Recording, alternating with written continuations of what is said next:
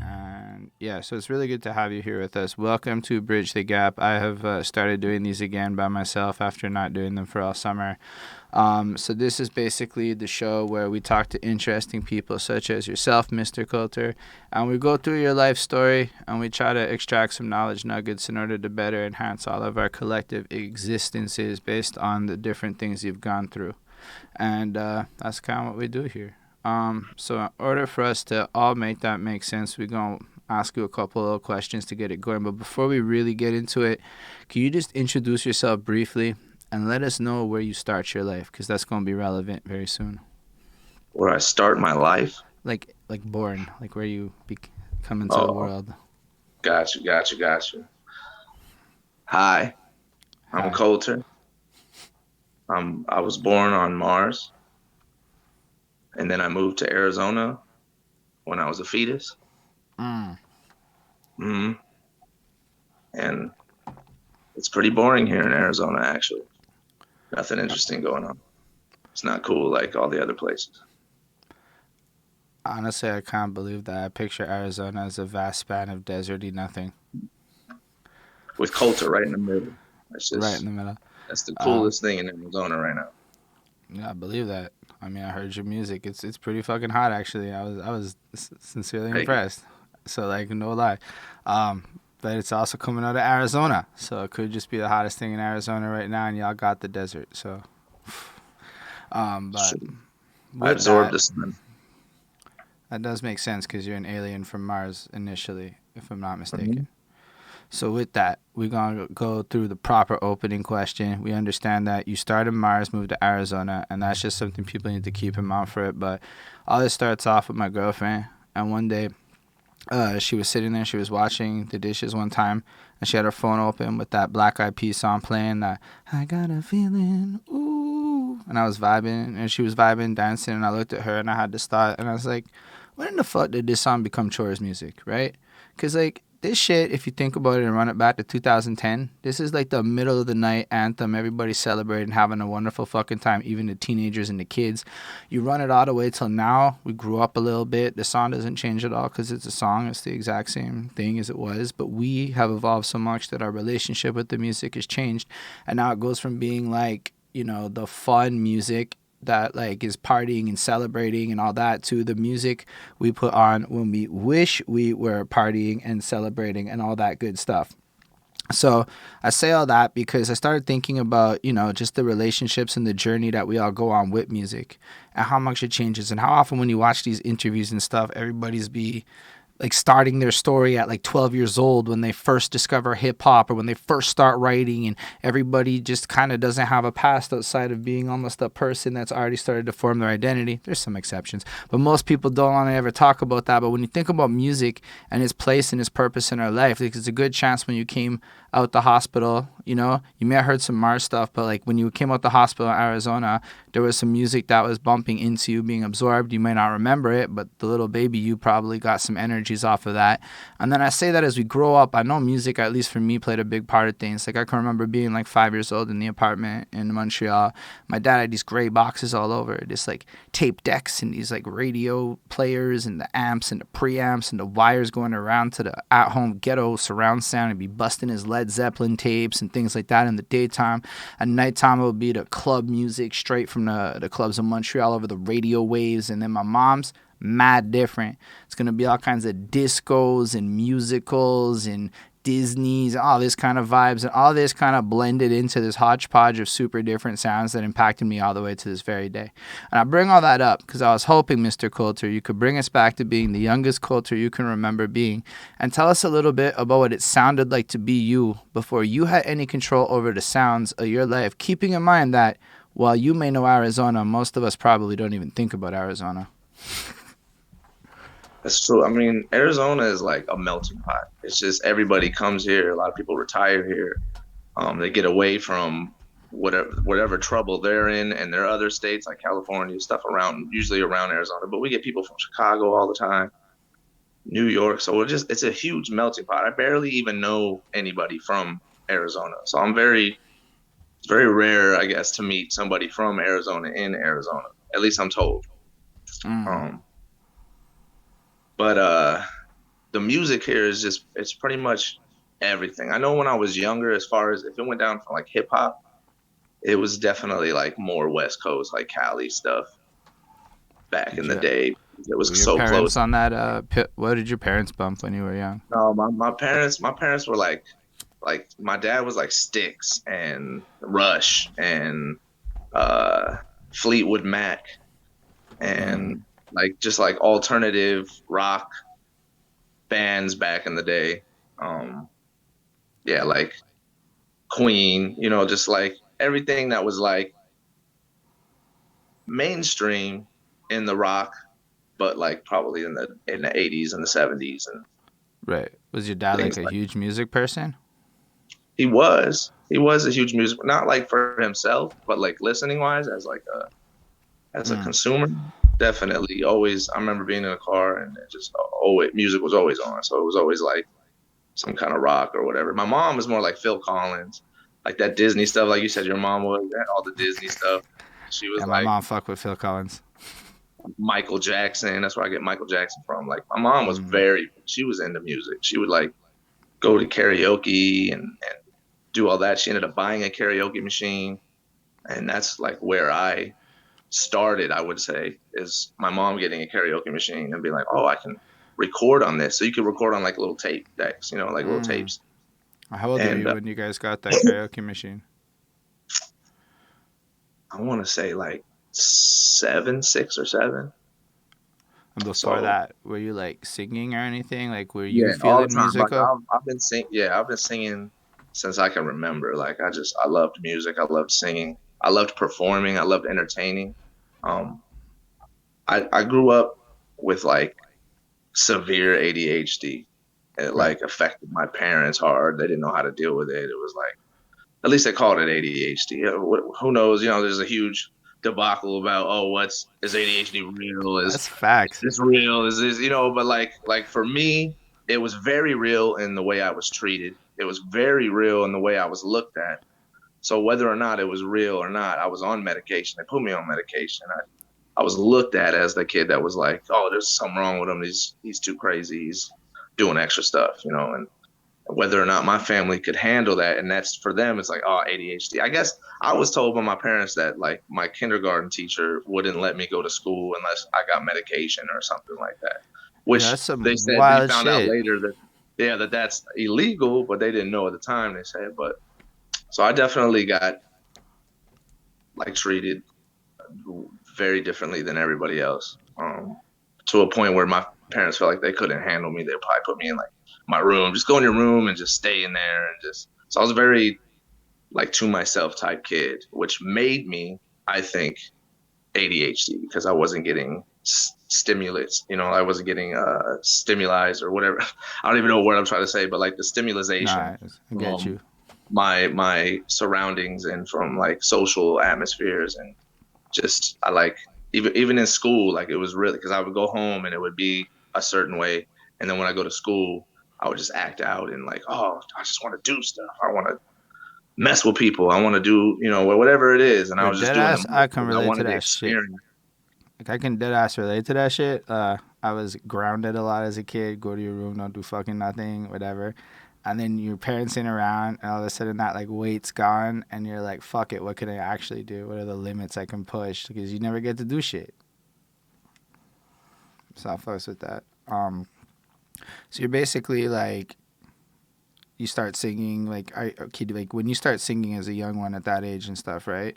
Is that like as a result of just being alone, or do you like already have favorite songs, or is that just more like you what was around your I parents were was bumping? Like how does that process go when you're so young? Like do you have when access I to the was so internet and young. shit? I think because when I was so young, it was just to like do something with my parents or like like some kind of uh, interaction at all because it usually is usually just getting yelled at because I'm doing something, right? I'm trying to climb something or I'm Right. going too fast or whatever it is for them. That is usually like I'm just getting yelled at and then I'm going to my room and I need to go let out whatever I have in my room. Um, but like when I sang, she'd be singing and I'd be singing. It was you're just singing. So there's like I mean, you could dance when you sing and all that, but you're not doing anything. So it kept my focus, I think. And I Mm. think they liked that too. So it was definitely something that later on, like when I was like, I don't know, 10 or 11, I got into like chorus at school or choir or whatever it's called. And then in that choir, the teacher pulled me aside. The choir teacher pulled me aside and was like, "Wow, like you're really good. There's like this Phoenix Boys Choir. It's supposed to be a prestigious choir, I Right. guess." And it said they're coming to like scout people out, and they're going to all the different schools, and they're going to come to the school next week. And I think you should go and try out. Hold up. You're And saying that the choir out by you is so prestigious, whatever, that they bump around the schools looking for like the top tier singing kids to make sure they on point? yeah, Phoenix Boys Choir, it's like a step below Vienna Boys Choir. So you have like, and they go worldwide. So Phoenix Boys Choir is it was like a super prestigious. It's not cool. So I sound stupid. I don't sound cool at all because I'm not hard or gangster from it, but like I I'm mean, making I it sound think like it's so cool. I'm sorry, But but you like said they tour the they world, do, they right? go out and scout Touring the people. world And is harder. Oh, that's hard. I'm just gonna say that. so and that was like Vienna Boys Choir does that. Phoenix Boys Choir usually like goes around the states and stuff. But Right. in the Phoenix Boys Choir, you move up to the Vienna Boys Choir. So like that's the stepping stone of it. So But like it's when still like formalized music training as a vocalist at like a really young age. yeah, That's pretty yeah. dope. So I was in that, but it's weird because I didn't when I transitioned to rap. So I got into rap when I was like 12, and like I just liked listening to it, and I would do like poetry and stuff, and I never really put two and two together. It was really weird. Like I would listen to rap and I would do poetry, but I never was like, oh, I could rap this until Hi, my name is came out. Mm. I was in the boys choir at the time, and there was a kid that was in the boys choir too, and he was like, "You know the song?" I was like, "Yeah, I heard it before. It's pretty cool. Like, I like it." And he was like, "Yeah, you know he's white." And I was like, "Get the fuck out of here. He's not white. Like, he's stupid. Like, he didn't sound like I didn't have an ear developed to really understand. It was rap. So, like, how many white rappers at that time were like Right. famous to That's where it. Nobody. I would hear it. I was listening to Ludacris and like Naughty by Nature in the beginning and like, stuff like that. So it was like, So when did you you got exposed to rap at 12, or was it like more prevalent around you before that? Like you're in the choir, right? So you're like yeah, singing. Let's go with that for a quick sec. Let's stop at the choir. We'll move to the rap after. So you're in the choir. Are you guys like performing and touring and shit around? Do you record yeah. music? Like how does this like actually work now that you're in the thing right below the Vienna choir? So like it started off at first just going into and practicing, going into the establishment or whatever it is, and just practicing. He's teaching us. He's going off, seeing who's the best, who needs to do solos, like doing the performance wise, because you got to move and do the goofy stuff with the singing when you're performing at that level, right? Um, so So it's like a whole ass choreographed experience. yeah, That's yeah, serious.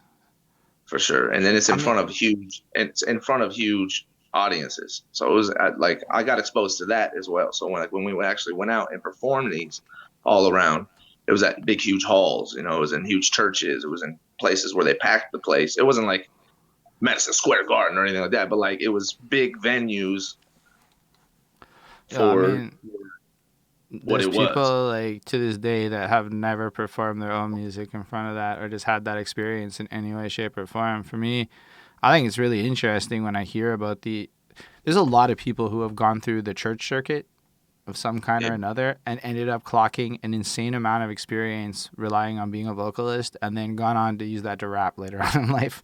But like it's a really interesting avenue for cultivating young musicianship that I don't really see as prevalent outside of church. It's just kind of attached to church. So that yeah. side of I it. mean, it But wasn't attached to church, but like we would go mm, to church. I guess it was if the churches wanted us there. I guess that's what there's I some, mean. Like, but they didn't make you like go. You didn't have to go to church and was it things like like that. religious-y shit that you were singing, It or was it was. just I like mean, it would. Some of it is because it's Christmas songs, right? So during Christmas, it was all the Christmas songs, and like you'd have like you have the altos, the sopranos, the mid sopranos, and we had all that, and it's just this huge group of like 35 of us as a group, just doing the different hits and doing all that. So that definitely came in with my music to like layers and understanding what sounds good together and blending and all things like that. Um, but yeah, Right. it was just an experience for me that was I was thrown into just a huge audience just out of nowhere. So it was definitely hey, adapt quick, which was cool because I like to perform. I like the attention. Right. So it's like I wanted the attention. I always wanted the attention because I didn't get a lot of attention at home, or I got weird attention at school. So You're it saying definitely this was is like 8 or 9, you said, or like when do you get into like the? 9 or 10. Yeah, 9 or 10. That's wild. So you guys get the karaoke machine. So you're singing. You get the Yeah. karaoke machine. You're like, I'm extra good at this, and then it just propels you.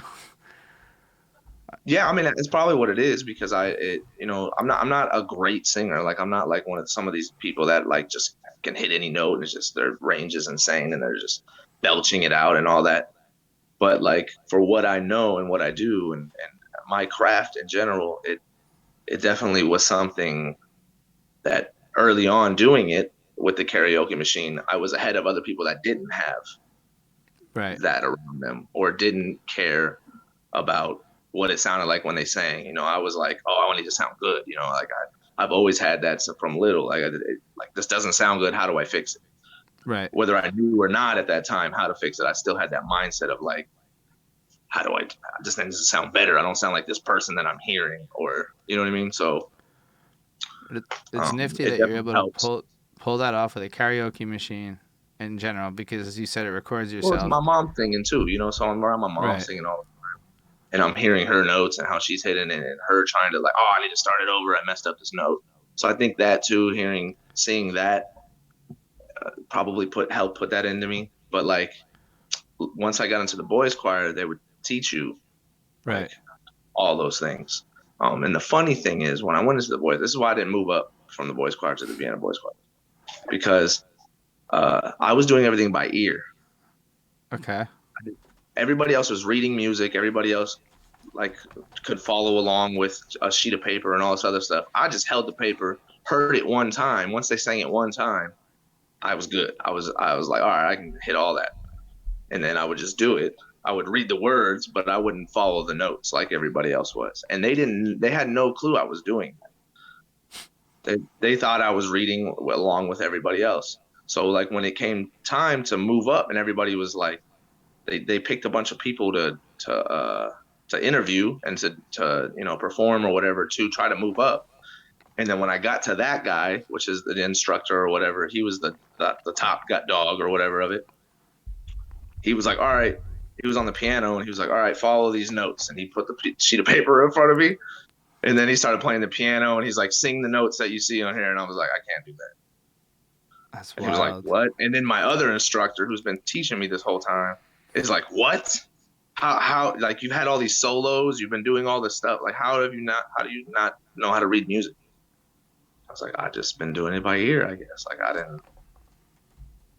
I just didn't never, I just couldn't register it or So you retain were it able in my to like head. achieve at a high enough level of excellence to be considered for the Vienna Club, and then not move in because of a skill that you didn't acquire. Did you know you Right. had to be learning how to do this and you were just ignoring it? No, I mean, I knew they were doing it, but I didn't know it was a requirement. Like I didn't know to move up, you got to be able to read music. I That's just knew wild. that everybody else is doing it. And I was like, I don't need to do that. Like, what do I need to do that for? Just tell me what the notes are and I'll do it. So I think it was kind of a block in that sense because I could pick it up so fast in my ear. So what I did, I wanted to move up at that time, and I was like, man, wow, that'd be cool to move up. So what I did was I took piano lessons. Okay. So I grabbed these piano lessons, and they're trying to teach me piano. Well, started doing that by ear, and that guy thought I was reading music because he would do it and I'm like listening and I'm like doing my fingers and I'm like getting the beat and I would just start doing whatever he was doing and mimicking what he was doing and then he would teach me, so I could read music to a point where, like, you know, the bars and everything that goes across, and you have the little notes in each Yeah. section. I knew where G was. It was like in the middle or whatever. I don't know anymore because I I don't just use it. remember But like, every good boy deserves fudge and face. And that's how they taught me the lines and shit. So I know that shit. so what I would do is I would look at it and it'd be like a dot, and then it'd go up twice, and I'm like, oh, that's like 2 notes over or 4 notes over if it's because obviously it's line space. Like, oh, that's 4 notes over, so I just know to go 4 notes, but I didn't know like what I couldn't be like B E C D, you know, like I didn't know really what I was doing. So you're basically one of the musical prodigy types that can learn a bunch of shit by ear. And I say that because I tried to learn how to play a bass line by ear one time, bro. It was miserable. It was fucking miserable. It took me forever. I'm not a by ear person. I'm a very much give me the tablatures, please, and tell me what notes so I can figure it out person. So that's wild to me. But the other part is like, so having the tools at home to hone your own skills definitely helped. That's wild because like to me it's interesting what people can replicate, right? So like having a karaoke machine just may breed more musicians, you know, and it's easy to get relative to worrying about gear. And then like seeing just the I find it so fascinating just how many formalized education music things are out there. And I know that in a lot of people's cities there's just is groups like that where you can get your kids and shit involved, and that kind of stuff matters just because I think you actually really touched on it in the middle of that. It wasn't so much your natural talent was perfect. It's that you clocked experience from such a young age, live performing. I don't know if you guys recorded music in the choir, like if that you guys hit the studio or anything, but so Well, all of that. yeah, we did. It So wasn't all of like that. it's not like how a rapper hits a studio. So it's like a big, obviously it's big open and they have the mic set up and all that stuff. So Like it's not those like a charity little like booth. videos with You're all not the in like this little celebrities. booth like, yo, check it out, you know. But yeah, it was still like it was a nice big room that all of us would be in and recording out to. So it wasn't I mean, I guess it was when we did solo. So when I did solo, it'd be more of a one-on-one with the mic a little bit. They Even just just put mics being in closer to that the room, bro. soloists. You could listen to it after and be like, I'm on that motherfucker. I'm somewhere on there. I know I mean, they're pretty prestigious. So like they have their stuff out there to find. So I know I'm out there somewhere. I'm not sure No, but to me, it's when. cool, like from an experience point of view. So you did that, and then I think, uh, fair enough. Then I think you said somewhere around 12, you got into rapping, and you discovered rap in the group by your boy and discovered Eminem's White. And then how did Yeah, that start to impact you? You were also writing poetry, if I'm not mistaken. yeah. I had a really bad relationship with my father. So Mm. like Eminem hit me different at the time, and so what's cool about Eminem is you know what compound rhyming is, at least Yeah, what he calls compound rhyming, yeah, yeah. rhyming extra syllables than just like fight, or flight, tight, might. You actually using like grabbing a knife, stabbing his wife, Right. you know, laughing at life. So you're actually having the extra syllables. I started off like that when I first started rapping. So I was like, oh, like usually like two. So it'd be like bad time, rap like I'm that guy. You know what I mean? So like that's how I would start before anything. So I was already ahead of the curve than a lot of people just by listening to Eminem and being like, what makes him great? And the first thing in my head that set him apart from everybody was that he was rapping way more words, or he was rhyming way more words in the sentence. Sometimes he'd rhyme a whole sentence with another whole sentence.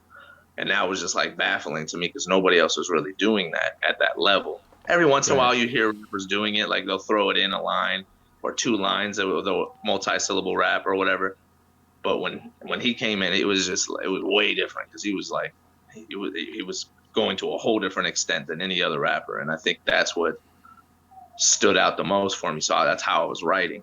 And then on top of the being angry at my father all the time, his anger kind of contributed to my lyrics. So I'd be like writing lyrics about my dad and being like, I'm gonna do this to you, I'm gonna do that. I don't really want to say, but it was Right. bad. You know, it was bad stuff. It wasn't good. It was like Eminem type, kill you type stuff. So it's like I'm Listen, Who Definitely got hasn't been different a sides to it. teenager? But like, yo, as a teenager, if you might have a stable. Sometimes you're in a moment where the healthiest thing you can do is to put that shit down on some rhymes, and it's a really healthy way to get your shit out because like it's better than the other things people be doing to deal with their shit. For sure. Even if the content's shocking, that's just art, you know. I'm not saying all art should be published in 2022, but like it's still art, regardless of people's opinions on it. For sure. So like, are you like at that point using the karaoke machine to make rhymes, like to rap and like make tracks and shit, or like, cause at this point it's what early 2000s, cause I mean Eminem Yeah. drops around then. So Yeah. like, do you have access to computers and technology, or like how does like new music get into your world? Cause like usually there's like the Napster route or there's the homeboys and stores route. So my father he went to like DeVry and got into computer stuff and became like a tech or whatever he is. And he had built his own computers. So he just real cheap built his own computers. Back then, especially, it was cheap. And we had internet as soon as it was even a thing to the public.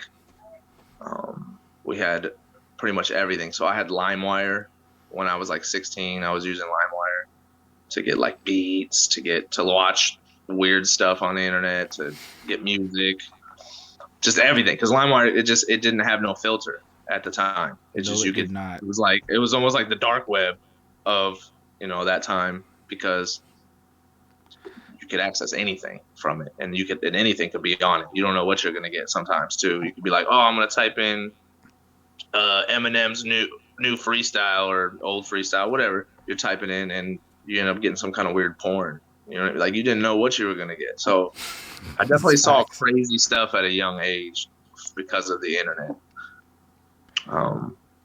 But like So that prior to like 16, let's say you're like 12, 13, you're getting into rap. Are you okay. online finding new music, or is like how do you stay in the loop with what's popping? Especially because you're in Arizona, right? And So geography does impact this a lot. Like Canada would get shit like a lot later than Arizona would get it. it definitely be like influences around me, like older kids, because I hung out with a lot of older kids. So what happened was my parents were like, all right, I don't want to deal with him. He's acting out too much, and I ended up living with my grandmother, and she lived more in a ghetto than my parents did, and the people I ended up hanging out with there, that's where I probably got mostly influenced by rap, other Yeah. than the mainstream like Ludacris and stuff that everybody knows, right? Uh, that's where it got me like oh, there's a lot more rap Does out like there than Arizona? Does Arizona like have these like a 10 rap people. scene? Like, No, do y'all have like? Cause like, no. it feels like one of them places where you're absorbing culture more than creating culture. Yeah, But I definitely. guess you also said there's a lot of people coming from a lot of other places, so it must just Yes. be this influx of all the cultural spots and cousins and home. Okay, I see how that could work out. I find it really interesting how people connect and discover music at these ages. Because nowadays, like if you're a kid and you were born in 2000, by the time you care about music, you have YouTube and you spent your entire music listening life listening to whatever the fuck you wanted to, and it's just so different than like I didn't get access to LimeWire till I was 16. I think I was about 16 too. And then like, yeah, prior to that, it's what my dad had or whatever CDs I got from Columbia House and shit like that. Right. So were you like a music collector like that yourself? Like were you out there buying CDs or how did you get I shit? mean, I did more, but I wasn't like a collector. Like I wasn't like I gotta have these CDs. I'm a very manic person. So like I'm not a day by day like oh I do the same thing, like Right. this time and I do this. This is my thing. I just do everything. I like everything. But music is like especially recording music was the one thing that kept my focus and I kept doing and I kept throughout my whole life So you would compared just to get everything else. you would find music wherever, but it was more like a creation thing that fascinated you. Yeah, I mean, there was a long time that I just stopped listening to music and just listened to like the dopest lyricists. Like I would listen to Eminem and whoever Eminem was messing with, because he was messing with lyricists. So D12. There was a time where like literally Devil's a Night, Marshall Mathers LP, Slim Shady LP would be in my CD player for like months and months and months, and I did that for years. So like there's a Yo, that was 4 year just that's how span. it used to be though. Like you say it like that, but I'm like, nah, man. I could remember walking around with all of those projects at one point or another, and maybe it's just the nature of carrying around CDs, being a teenager and shit. But how many did you really got on you? You got that one sleeve of books, maybe, and then you're really gonna be busting out and changing CDs in the middle of. Nah, you just busted your CD and you rocked it, A to Z, the whole fucking thing. And then if it was a good CD, you played it again. And that was just normal ass behavior back in the day. Now we're just spoiled with their, and I love it. I love being spoiled now. But we mad spoiled is all I'm saying with the way we just consume and like fucking piss music away. But like back then, I wonder a lot, especially because I don't know if you see people complaining on Spotify about streams and the value of it, how many they pay out per stream. I know for a fact that Green Day's international super hits would have gotten more streaming money off of me if you could track the number of song listens back then that I put into each of those songs than the $20 I paid them. They would have made more on the amount I listened to that album.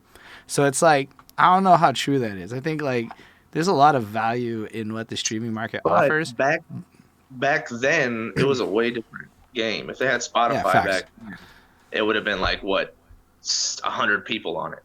Now there's billions of millions of people on it So if with they had extra Spotify back counts and then, all that other stuff. Like that's hard. Oh, you can look at Columbia House like a Spotify-esque model, but not really. No, it's completely different.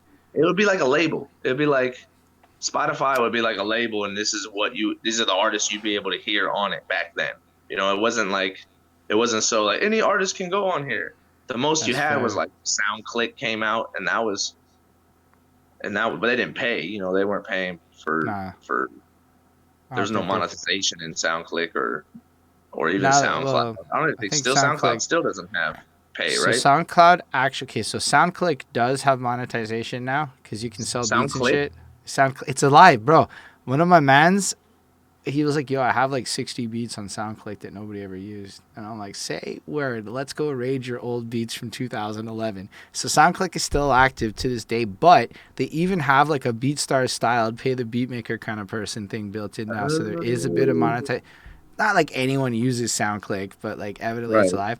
Now SoundCloud, on the other hand, so 33% of the music market has shifted to SoundCloud as their primary streaming fucking thing, which is it caught me off guard. But young people who grew up on SoundCloud remixes didn't want to go to Spotify, so they're still on SoundCloud. In the middle of that, they launched SoundCloud Pro, or whatever the fuck that shit is. And so if you pay them, you get more perks. But they've kind of funneling themselves into a Spotify competitor. And I believe that there is a payout mechanism built into it. I don't know how it works exactly, but at the very least, there's something where if you can get enough streams, something's coming to you. Because, yeah, they got a huge ass fucking part of the market share. And I think most artists are actually sleeping on SoundCloud because we're old and we don't use it. And that makes sense. But SoundCloud's super easy to get listens and plays on. Like you could, I remember like back in the day, I could just type in on the internet and be like, uh, get extra plays or whatever. You know how they try to get you, they can give you plays if you pay so whatever money. all right. A bunch of them had like, oh, try it free first and see, and then pay, and you'll get more. And I would just find all the different try it free ones and be like, oh shit, Stop. That's a I got real like thing. 5,000 views now. So like, it You was. I don't know if it is now. I got. you trial hopped pay for view sites to get free. You pimped the pay for view site. That's wild. I like that. But that makes sense. SoundCloud's always been weird. I know I have some homeboys who just like it's like all their new shit has what it has, and there's those tracks at like 150,000. So I just figured like it was a lot cheaper on SoundCloud than it was on other sites to get those numbers. I guess Spotify could do something like that. So this guy hit me. You know how these guys from India or Middle East or whatever, they come out like, I'm a promo guy, Mm, and it's usually like 99% a scam, and facts. they're just trying to get money. So this guy hits me up, and I'm like, yeah, whatever, dude. No, no. And then I was like, you're all scammers. He's like, I'll do it for free first. And I'm like, all right, do it for free first, and then show me, and then I'll pay you all the time if you can show me that you could do that. I'll use you. He's like, this is my job. I'm a promoter. I do whatever. Barely speaking English though, so I just leave it all. I'm like, whatever. I'm like, whatever, dude. Oh, he's like, check out your Spotify, and it was like 22 extra followers or whatever, and I was like, I didn't get any plays from it, bro. Like, why are you giving me 22 followers? Like, I'm not gonna pay you, dog. It sounds like some scam shit still. Well, the next day or like 2 days later, I go to my email and it's like, congratulations, 500 Spotify followers. And I'm like, what the fuck? So I go to my Spotify, same amount of listens that I've had. Oh my God. But it says I have 595 followers on Spotify. And I'm like, what? So I hit the dude. I'm like, what is this, bro? I'm like, I don't get no listens from this, nothing. Like, these are just bots or something. They're not bots. They're real people. I just told them not to listen, just to follow and all that. I'm like, bro, you're scamming. So he's like, come on, man, just give me $10. I'll show you. I'll turn them into listens and all this other stuff.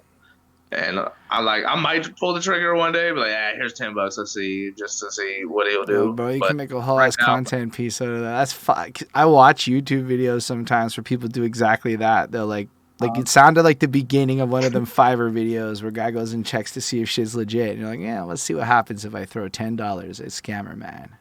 Yeah. Because that's wild. That's a wild thought that the man's has a farm, whether or not it's legit people, followed you and is not trying to emotionally blackmail you. Like, oh, you want those listens, eh? Because that's wild. Because like $10, let's say you did. Let's say he gave you 24 hours or whatever. Because how long do they listen for? That's not even determined for $10. But let's say they gave you a real buzz and it triggered an algorithm. That could be fire. But like at the same time, the whole process is goofy. It's so goofy. Yeah, I have no, like, I even like yelled at him. I was like, this looks like a joke now because I have way less listens than I have followers. It's like just a bunch of people following me but not listening to me. Like, people are gonna look at this and be like, those are bots.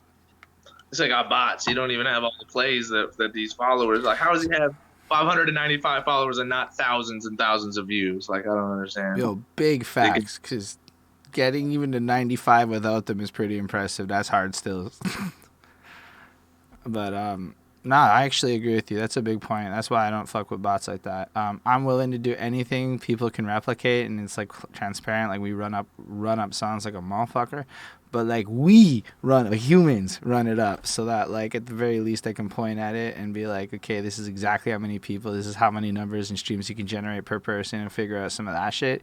But like the bot side, like that sounds like Mans is like 2 steps away from blackmailing you. Like, oh, you think this is bad? Pay me, or I'm gonna make another 100 people follow you, and then make the ratio get fucking worse.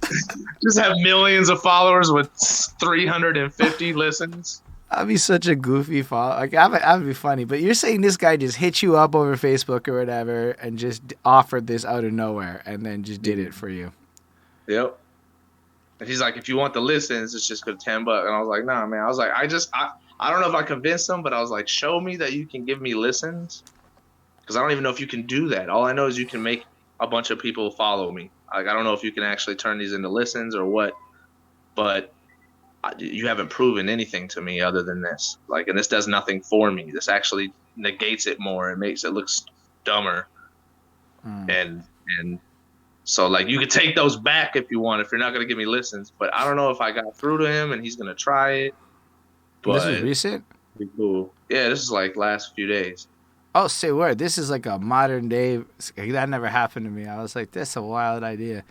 But I suppose, because, yo, man, people on social media getting thirstier with their scamming efforts. Like, somebody hit me up today, hey, can I have your phone number? And it was from... And I'm like, yo, did you get hacked? He's like, no, I didn't even get hacked this time. They just impersonated my account. I'm like, wow. Yeah, they do that all the time. You'll get like a new ad or whatever, and you're like, oh, I thought I was friends with you. Like, you'll hit add like, friend, and then it'll be a whole different person. And then, like, I don't know, DMs get weird with it. I just don't like it when they hit me with, hi, do you do music?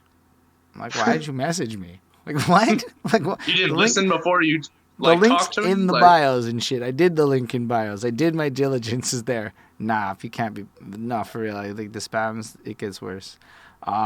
So makes like, it really easy to tell when somebody's bullshitting, though. The dad life, it really is. That is my whole life. I work, I do music, and I'm a dad. Very boring.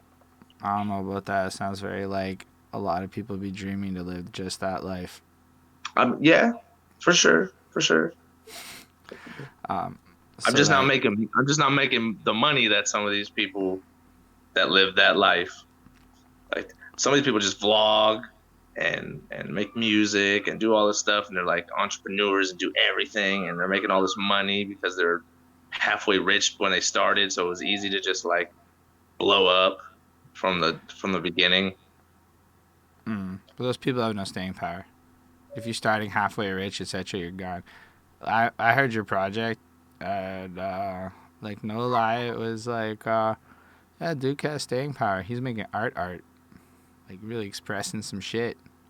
And money in music's complicated.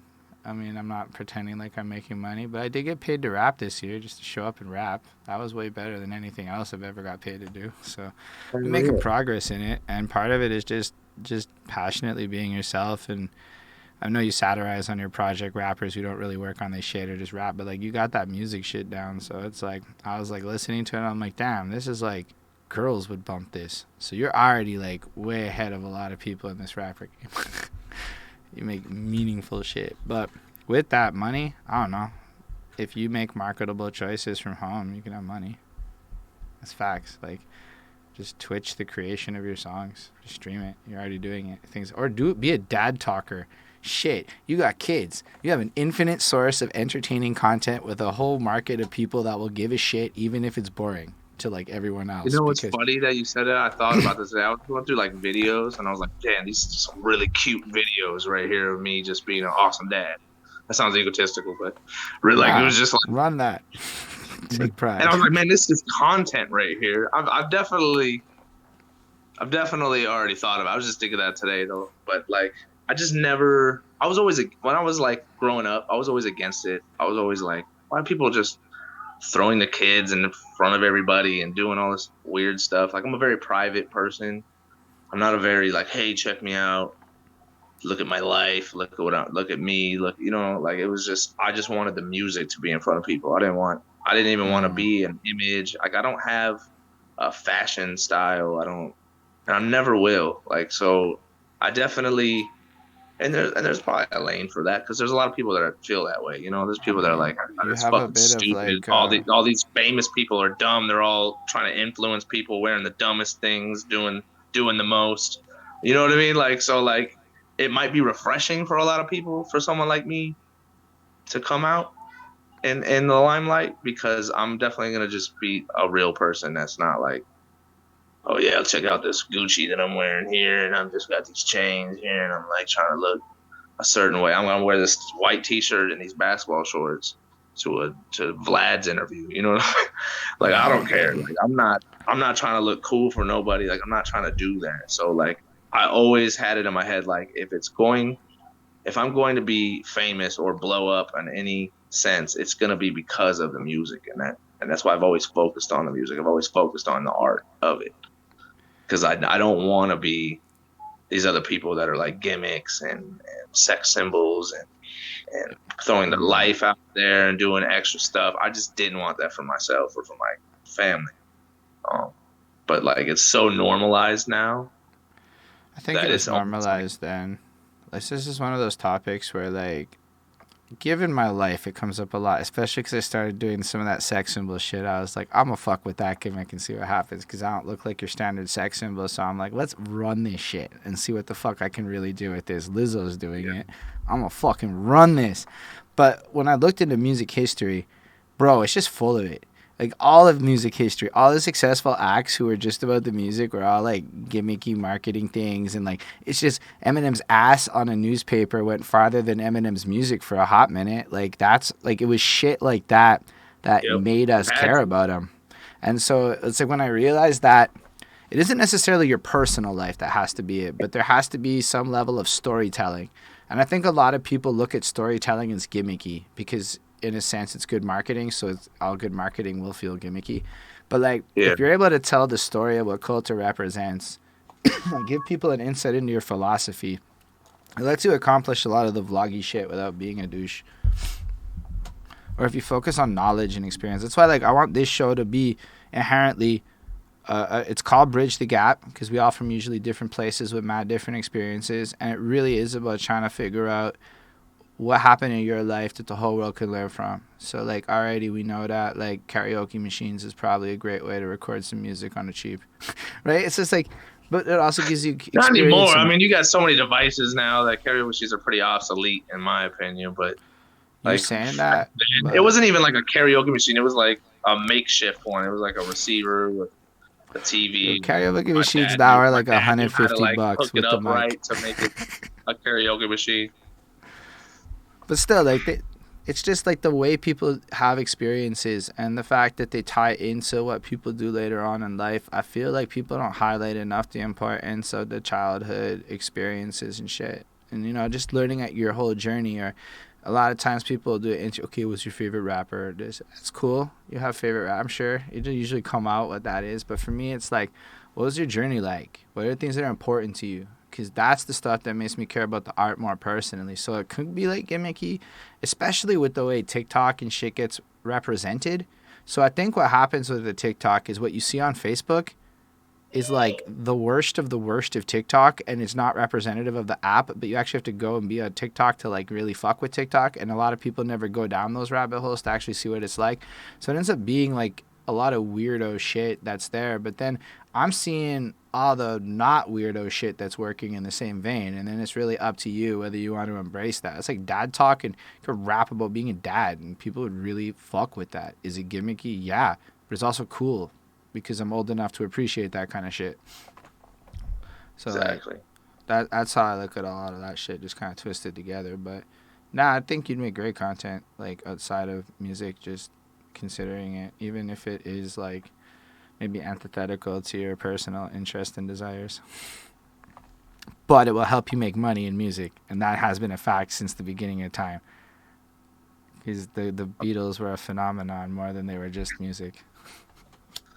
Yeah, that probably. I mean, my if I was to be a gimmick, if I were to like go in down a lane and talk about things or be about something, and share that with people and try to get them on board with those things, it would definitely be like some like love each other type weird stuff. Because like I definitely believe that there's good in everybody. There Mm. can be good in everybody, and psychologically, we all develop different, and good and bad doesn't really exist in a sense. So when I say the good in anybody, I mean like you can teach good because me personally, I've seen people grow up bad, like they just were taught bad things their whole life. That went into their adult life and then kind of started realizing that later. You know, they were just a terror as a kid. They were doing stupid stuff. They were getting beat. There was drug use in their homes. But socially, being accepted by people and kind of learning from other people, they kind of develop love and caring about other people and knowing what's right or wrong. Whether the right or wrong is a religious thing to some people, there's still like socially accepted stuff that's right and wrong at the Right. base of it. We got extremists socially, right? That are what's right and wrong, and there's like people like this is so wrong, this is so you're like, well, it's not that big of a deal. But there's still like a base of like, treat people with respect. Don't just like if I mean I get it like honestly there's and that's another thing about me. It's funny because I'm very controversial and I'm very like I get in arguments and mess with people and stuff. It's funny that I say that, but like for me the internet is such like a troll place Yeah. that like for me it's literally just a place to put content or just to be somebody else or maybe not be somebody else, but like I don't take it seriously because there's so much just horrible stuff on the internet Mm. that that you know, like adding. I'm gonna contribute to horrible stuff, but like I'm a person that likes to mess with people. So if like you're gonna come across, so this is my biggest thing. Somebody usually comes with an ego, or they have a huge opinion on something, and it's just like downing people and judging people and all that. Usually, I'll find flaws in their logic, and then I'll attack those flaws, and I'll piss them off, and I get them into an argument, and then I try to make them look stupid in front of everybody, and that's kind of like a thing, and that might even just be a thing on the internet in general for people I'm that gonna go are out trying here and to do say that. I've watched you do this because you gotta understand. I met Coulter in a Facebook group over some rap contest shit. That's right. COVID was a strange time that we'll all remember. But that I went down. The Coulter managed to simultaneously either impress or piss off the entire group at the same time, and it was really polarizing. I think to this date, those people probably have never had a more polarizing person in their comments. And yeah, I've seen you go real in on this like self-deprecating, almost goofy persona thing where you just bait this person into saying all kinds of shit, and they never understand what you're doing. And you do it with art, is what I'm trying to say. You make an art out of this shit, whereas a lot of people might make it a thing, but they're just also stroking your egos. You kind of make it look like an art project. Yeah, for sure. For sure, because I think people get them in their feelings. They get emotional, and they're Super in like, their feelings. "I'm I gonna used to. do this." And for me, I'm like, I think this guy's in his feelings. It's almost like, how can I get this guy in his feelings, but still come across to other people like I'm not that. Yeah, that guy's not that bad. He's just kind of pissing this guy off somehow, you know. And that kind of happened with. I know there was that thing with Scott. I don't know if you remember Yep. that Scott, whatever dude, that ended Yeah. up becoming a battle or whatever. And it went from like me just like kind of messing with him, like child playing with him, to like me making a video with my daughter and him being like, "Fuck you, you're egotistical piece of shit," on my like on the video. So it just made him look so bad. It's like exposing people in a sense of like, "Oh, you mess with this guy? Okay, I can see in him that there's definitely some flaws and some issues in this person. This is Right. why I don't mess with this person." And then and to show everybody else, for me, I'm gonna bring it out of them just to show you. Like, let me show you what this guy's really about. Let me show you what this person, Man, I used you to know. be a lot more like that. I used to like, okay, I used to both get baited all the time because I would get in my, okay, it would depend the time of day. So I have my coffee kicking in by about 8:30 in the morning. Everything before 8:30 in the morning was a mistake for years. Everything I posted was a bad idea before that one time. Then I would wake up and have to deal with the consequences of my early morning choices. But man, I used to argue all the time. But then I pissed off a person in my city, and I live in a big city, so like it's not actually just the internet, and these people will remember. And it made me realize, motherfuckers might like actually like remember this in real life, and I had to like really tone and change my like social media presence now that like half the people on my friends list are people I might run into at a show. So it's like, you are muted, by the way. Yeah, I Yeah. know. So My yeah, bad. it was like my perception on social media changed when I realized it could get me punched in the face, literally. Yeah, But I can see how maybe that's not everybody's reality. Like I imagine half these people in these groups and shit, they're nowhere near you. for I had to like sure. For check sure. where you were. I was like, oh shit, For sure. Arizona. I mean,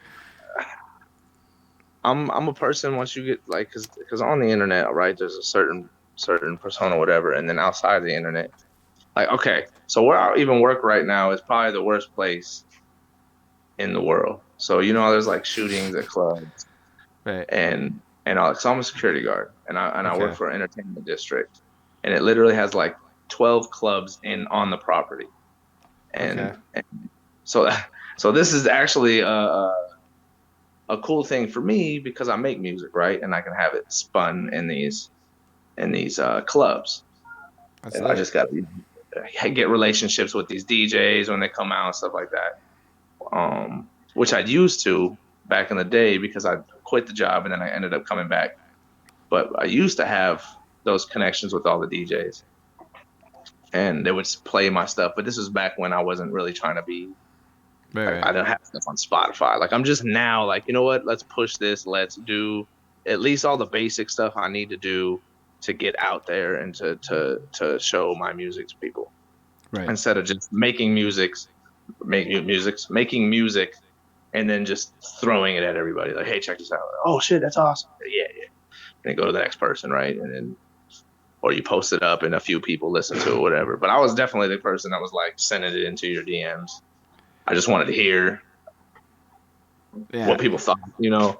That's what I call the rapping for rappers phase of life. Because the only people who ever really listen past your second track are rappers, and you can do that with all of your friends like twice max.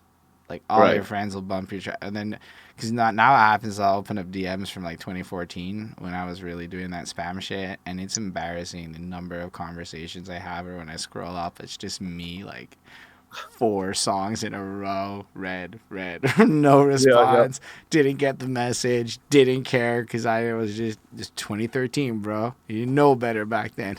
And then, yeah, then what ends up happening is the only people who bump it is rappers. And rappers know shit about rap, whereas regular people don't know shit about rap. So it ends up being this weird feedback loop of rappers praising rappers. Yep.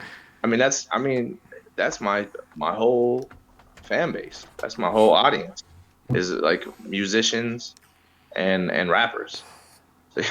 And that's it. People that are involved in music or in rap or engineers, beat makers, other artists, other rappers, other like those, that's my whole everybody. That's like 90 at least 95% of the people that I'm pitching to at the moment until that opens up. Obviously that's where the TikTok comes in and all that other stuff so you can reach those other types of people that aren't just like, oh, I'm a rapper.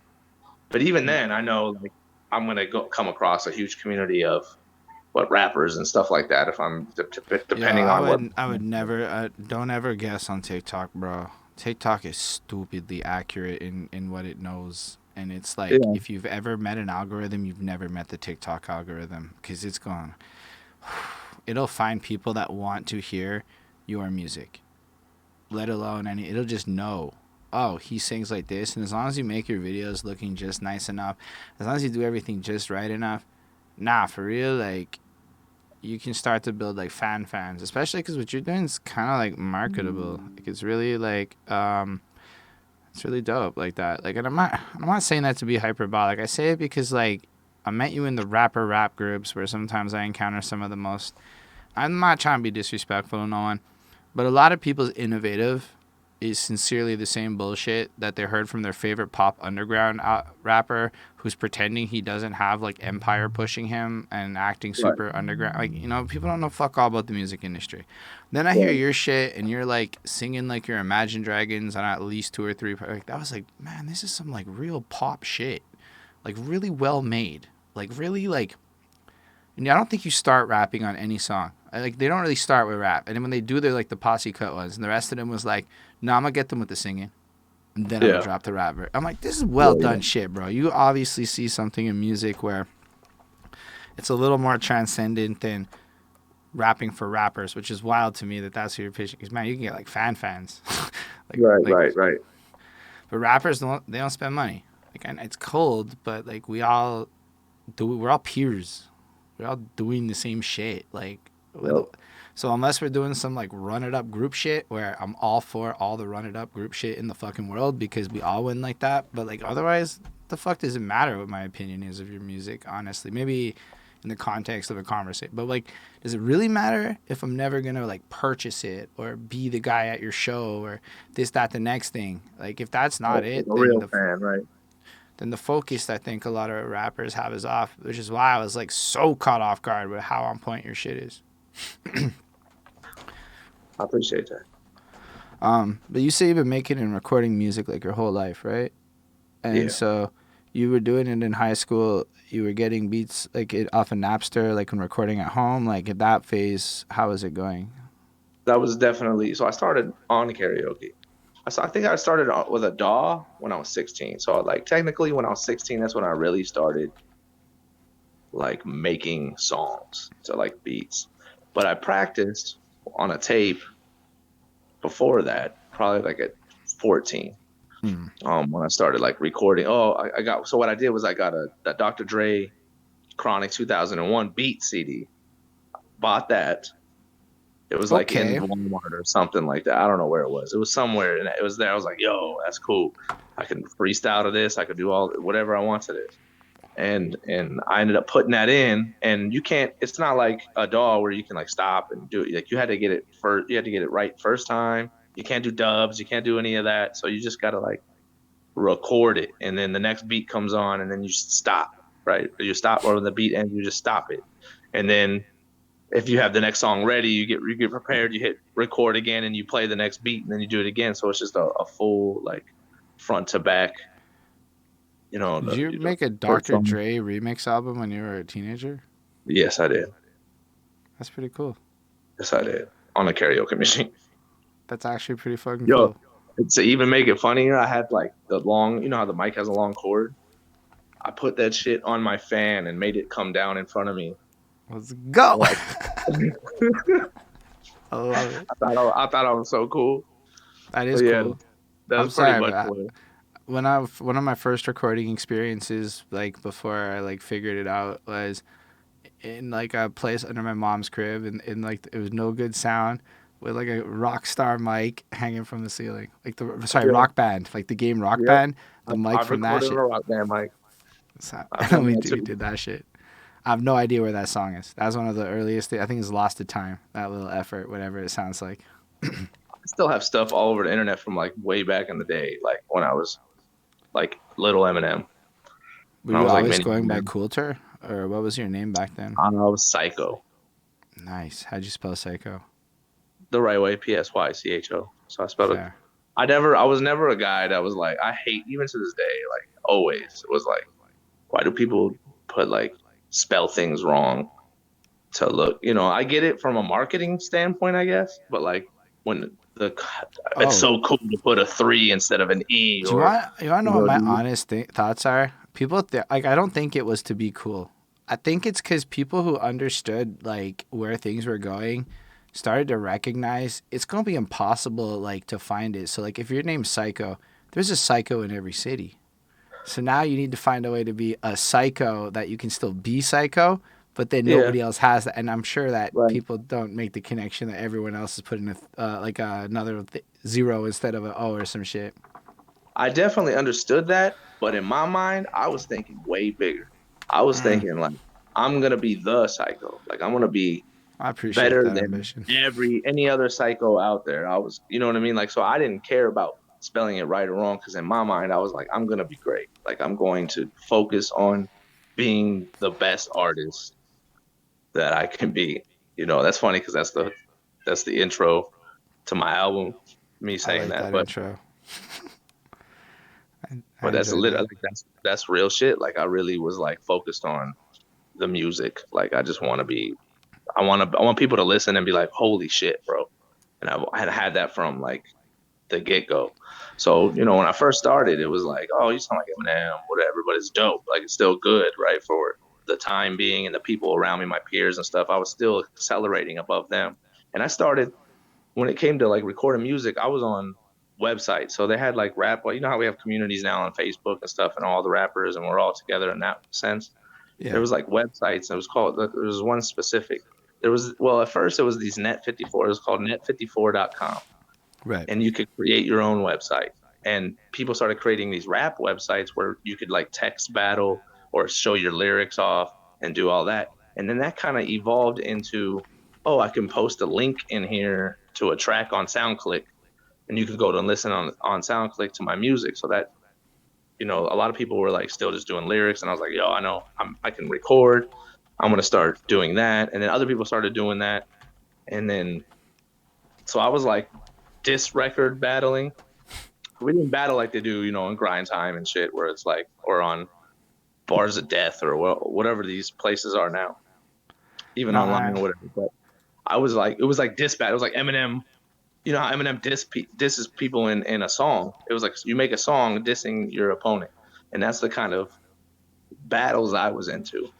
So I was into the sonic part of it as well as the lyrics. So I wanted to sound good and have dope lyrics and make it creative and make fun of my opponent in a way that's very entertaining and not just a lyrical assault. You know, like there's personality in it. There's just a lot of fun stuff to listen to, and it even in the hook, you know, making hooks like that. So that's why I always loved like diss records Mm. over like the acapella battles or even the on beat battles where it's just you're just sitting there like, oh, look at your shoes, look at your whatever, right? And you're just making little cool rhymes up. Like I wanted like it to be musical as well. So I Like how definitely all those started Eminem doing that. mixtape tracks and shit, right? Say what? Like all the Eminem mixtape songs and all that shit, where like Right. they'd be like, yo, because to be fair, some of them joints is listenable today more so than his like actual music. Like him trying to tear Everlast apart's a little more entertaining all these years later, because it Right. makes sense. You're going in on mans. You guys had You beef. listen to like girls. Yeah, that shit's hard. Okay, that's That not, shit you that that's the shit Limp hits Bizkit way disc, right? harder.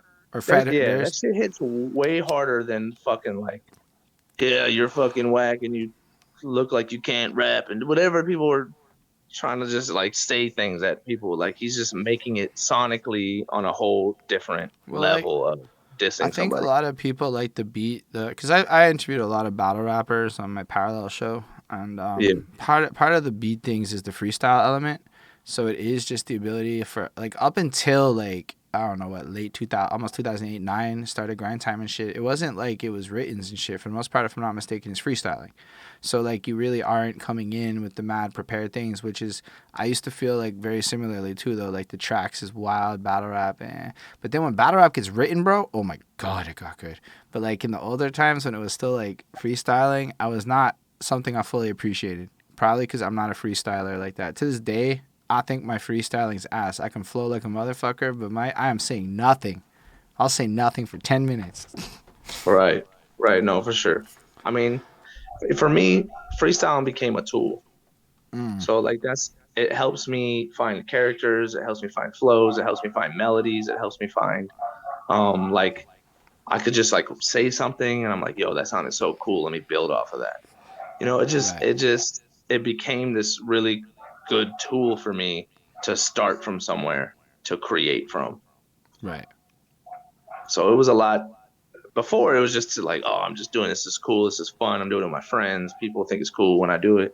You know, it started off as that. And then later on in my artistry and like creating songs, like where I'm like, yo, I want to create something that everybody can enjoy or, you know, has a broader audience and things that I could like look back and be like, damn, you know, this was fucking amazing. Even if I stopped making music, I could still be like, man, I really did something here. Right. And and that just drove me in general.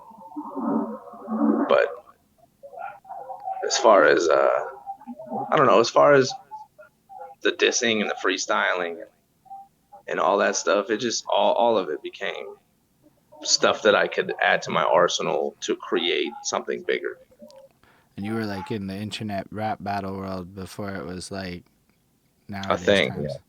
I mean, Mm-hmm. like that, because like I remember talking to a man who told me about like text battles where like they'd be writing out shit in like forums and like there's a whole lot of people who really found like a community on the internet prior to let's say YouTube and like really just started and even like for battle rap it was all via forums and shit. So I think it's Yep. nifty that there's apps now that are basically just what you're describing in terms of coming up with diss tracks at people and recording them in kind of like a lower end way and like pushing it But out and there's the entire community apps is and shit. garbage.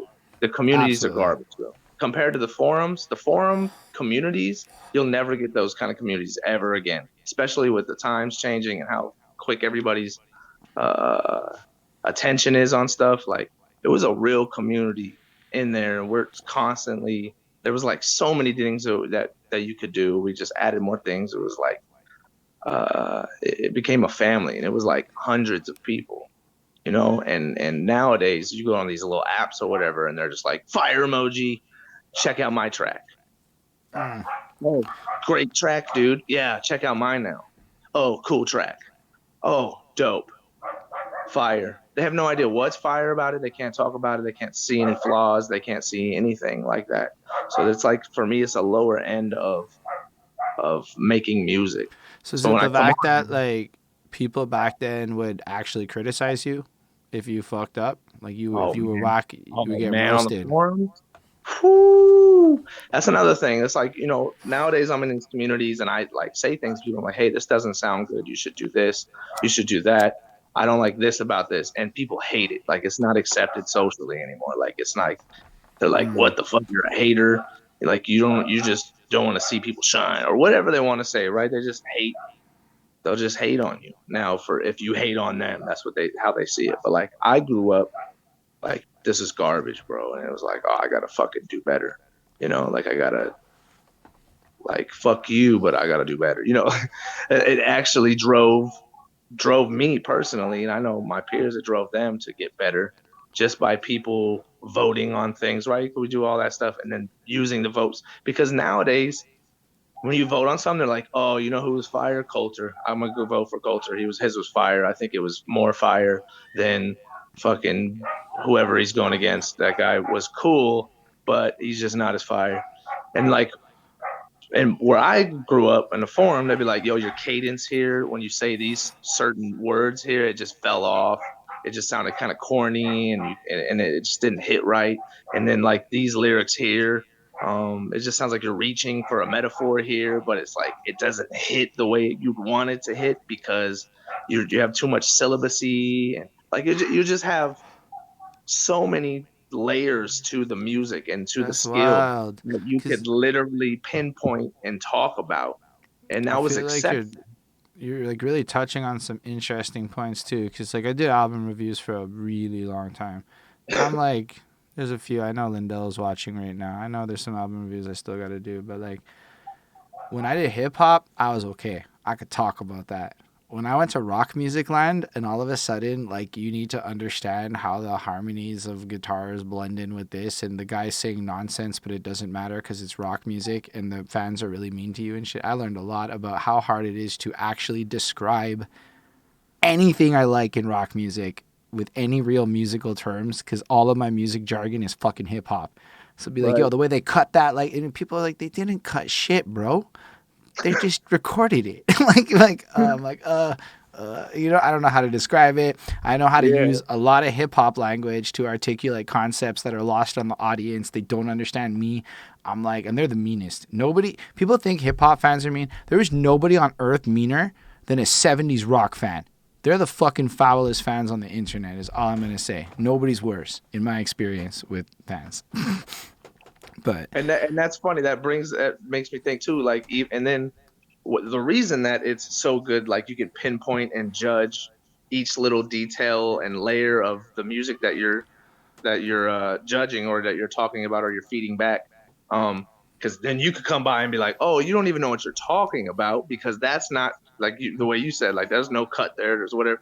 You'd start breaking their feedback down and be like, yo, your feedback is garbage because you said this and then it doesn't make sense, it doesn't line up with what you're saying here, all this stuff. So it actually like we pushed each other to really have concept of and terminology and we pick up each other's lingo as far as what they might have picked up from wherever someone that they said about their music before they went to the forum or whatever, and it would just become this thing that we shared ideas and understanding the layers to each part of everything that we did, whether it was lyrics or it was actual audio or anything. yeah, There I was this definitely, huge breakdown. It'd be paragraphs, because y'all and know and how to like you describe the don't get shit. Because nobody knows the language of it. Like, if you look, here's what I think happened. And I think this has a lot to do with younger people, especially. Like, so I got into reviews in 2016, end of 2016. And I watched reactions take over the fucking world. Like, I watched that. it basically say, Holden, you're never getting paid off this shit. You're not doing reactions, bro. And I found out how true that would be over time. I was stubborn. I should have learned to do reactions, is what I'm saying. But what happened with Reaction Land is you don't have an ability. There are some people who can do it, and the 5 or 6 of these reaction motherfuckers that on the first listen of a song can give you insightful feedback every 6 seconds, those men deserve and women, they deserve every fucking dollar they get. But most reactions is man's hearing a song for the first time, bro, that's fire. I love the way he spit that. And that's all you're Yep. going to get. And then Yep. those videos still get 6 figures because of SEO and YouTube and this. So people are like acclimated. And this is where TikTok can be a detriment too, because you're getting the same bullshit on TikTok, only you're not even getting the full song. You're getting like a 60-second summary. And I don't think people actually know anything about music terms. And that's the one thing about not learning music theory at all, is people just like learn rapper on the internet terms. So you Right. can communicate with your engineer and get your shit across. And you probably know a lot of sound effect shit from like the YouTube ads pushing plugins on you and crap. But like you don't really understand writing or real music shit where like Or it the is. delivery, or how to achieve what the sound you're trying to get out of just saying the words, right? Just being able to be like deliver and perform whatever you wrote down and be like, why is it garbage? Why do I suck at actually like presenting it, like performing it? Like when I read it, it looks so fucking good. But when I rap it, people are like, oh, you sound corny. You sound, I don't know, I just don't like the way you sound. And then for me, like, just doesn't flow right. I don't understand why it doesn't. They said it doesn't flow right, but why doesn't it flow right? And then that gets into like the people that I grew up with, and it being like you got to be able to count your syllabacy with the beats. So your flow is literally a drum pattern. So if you have a weird hit, or you put too many syllables here, and you're stumbling on these words, then sonically it's going to catch people's ears wrong. They don't understand what's going on, but they just are like, I don't like it. I don't know why. It just sounds weird. It just doesn't hit right. And that those are the Yeah. flaws inside of the music that people don't understand, that they're even liking or disliking or whatever. They just know that they like it. There's And that's also most like another side I think to it, because like I think especially with rap, you go through a process where it starts off as like a very skill oriented thing. That's how like a lot of people's rappers, favorite rapper ends up being Tech Nine pretty early on, but it's very rare to find an older rap fan that fucks with Tech Nine. Quite, we all respect Tech Nine, but who the fuck's really listening to Tech Nine 10 years into bumping hip hop? You know, it's a little less common. Um, and I think it's because Tech Nine is an example of skill jacked to the extreme. Very few people can replicate the skill and versatility he brings in, but it's questionable how many of those songs are mad listenable when we know how much filler and different things put into his music. But it's right, skillful delivery, crazy alliterations, right, all this other shit. But then there's the music side of it where it has to now be like listenable and engaging to like people who like music. And as your like journey processes, it goes from like skill driven hip hop to like I want the music to be interesting, and that's where a lot of this like technique and real music theory comes in. And a lot of people start just rapping, freestyling, rap, and then you have to learn how to count bars properly, to learn about song structure, and these are all various skills. But I don't think the language is being taught no more. I don't think people are really learning how to express the ideas, and then because of that circle jerk we described before, like mhm, it isn't like fans really talking to it because ain't nobody really wanting to bump my guy's link that he tagged 99 people in and shit, which fair enough. right, right. So like you see all that and it doesn't create the opportunities. Although I do believe Discord is probably full of fucking really cool ass forums, but like I I don't think know that. Discord is the closest you're gonna get to forums nowadays. Yeah, absolutely. It's wild if you can find like a really really good Discord. Like if you can find like a cool. I can't. So I'm not It's okay. To anybody whose Discord I'm in who hears this, no disrespect. It's just I haven't found one where I feel like the notifications are worth me clicking on constantly. For sure. I'm the same way. And I've been in a ton. And there is a bunch out there, and there's probably people that are gonna watch this that are gonna be like, my Discord. Why don't you tell them my Discord? Come on, Coulter. What the fuck?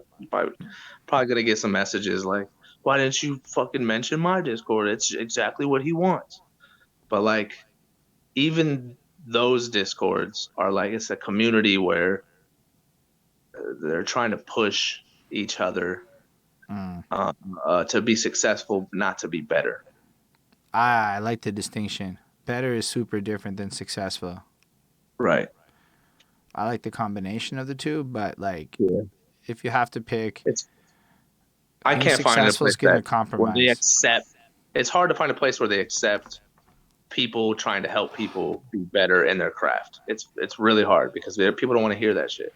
They don't want to know that their hard work in their eyes isn't good enough for somebody. You know what I mean? Like they don't want to accept that they have to work even harder and keep working harder. It's going to take a long time and it's not going to just happen. I'm not going to give you advice and it's just going to work the next track. It might work a little bit more and it might have been helpful, but the experience is at the end going to be the epitome of what you actually want, Mm. what you're looking for to get better. You know what I mean? So I could give you the things, but you got to keep doing it. Like for me, I record.